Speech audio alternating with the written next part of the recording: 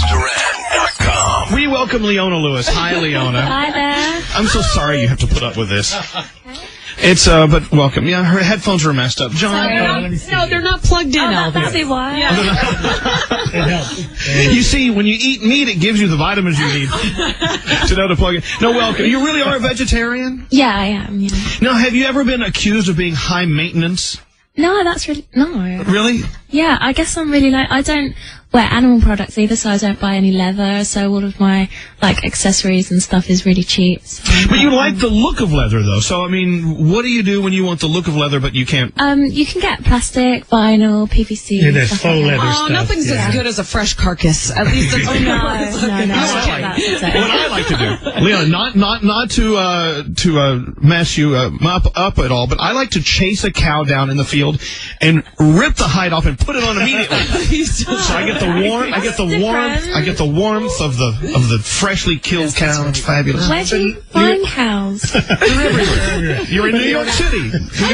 We got cows in the subways here. Elvis was talking about the high maintenance thing. Now, if I were to invite you out to dinner, which we'll do when I finish the show here a little bit later on. Nice. But at any rate, I would have to then think about what restaurant I was going to take you to, because I'd have to make sure that they had a menu that was suitable to a vegetarian. And see, that's what I think he means by high maintenance. Oh, okay. Well, I love Thai. Thai's got really nice veggie food. Right. And pasta and stuff like that. Right. Indian has nice... Yeah, they've got you good get some Indian food. Yeah, you can get veggie food anywhere. All right. Well, then you and John will have no problem on your date. Okay. Now, let's talk about some positives here. It came out in the paper today that you have the #1 selling debut CD in Britain in the history of debut released albums. Obviously, you had such a fan base going before your album was ever released, because I guess of the X Factor, correct? Mm-hmm. And people knew who you were, and they were all rooting for you. They all went out and bought your album the first day. I mean, yeah, it's pretty quick. Yeah. Well, yeah. I mean, has that gone to your head? Have you become an egotistical, maniacal person,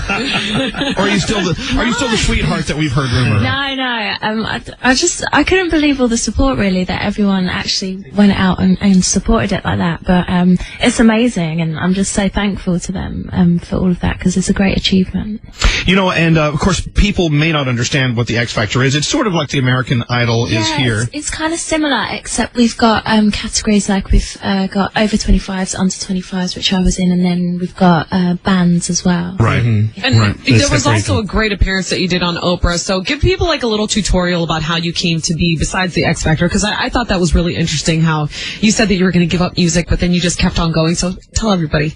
So I kind of I trained in performing arts, went to performing arts school, and when I left, I kind of just wanted to get into music, so I'd go in the studio and demo, and then I'd work part-time, and it did get to, I never thought I was going to give up, but it did get to the point where it's a bit like, I don't know when it's going to happen, if it's going to happen, but then it was suggested to me that I go on the show, and I did, and it kind of kept getting further and further, which I didn't expect at all, and then I won, so it was amazing for me. The strangest things has happened but you actually worked at Pizza Hut for a while? Yeah, I did. I worked as a waitress. You know, Pizza Hut in the UK is much tastier than it is here. When people order pepperoni, would that bother you?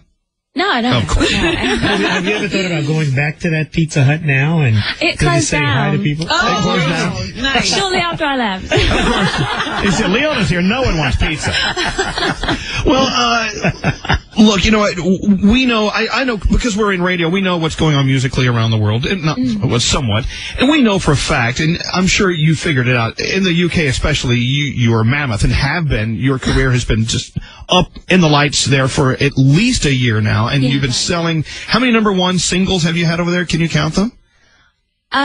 Well, 2 so far, because I've released one after the show and then Bleeding Love. So I'm still relatively new, but it has been about a year now. But every time I hear the countdown shows on radio coming back, like BBC and this and that, you're always on the countdown somewhere. They still vote for you. They still are into you. But now you're ready to conquer the United States. What's the plan?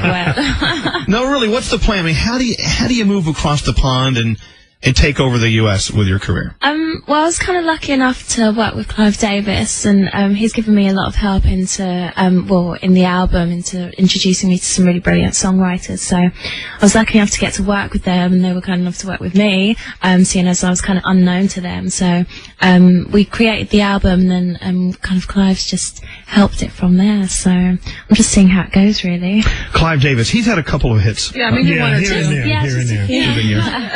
Yeah, but he's a really great guy, and just so passionate about music. So it's great to work with him. When they started talking to you about, hitting the States and doing it big time, was there a real difference between what they wanted from you in the UK and what they expected you to do here? It's kind of similar, I think.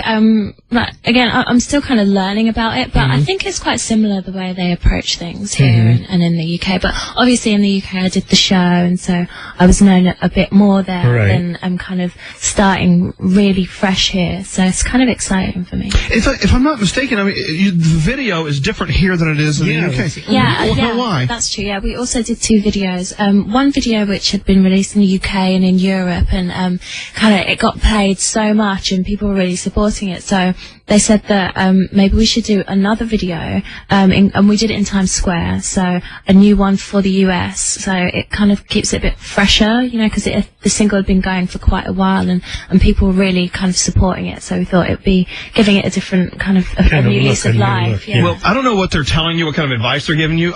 Don't stop in Times Square for any reason whatsoever. They will Keep going. No, yeah, when you're in Times Square, just keep going. Nothing to see. Yeah, they'll take everything from you. I don't know if you guys are getting this impression, but I think she's so sweet. She's so beautiful. We need to sully you up a little bit, get you get you in some trouble.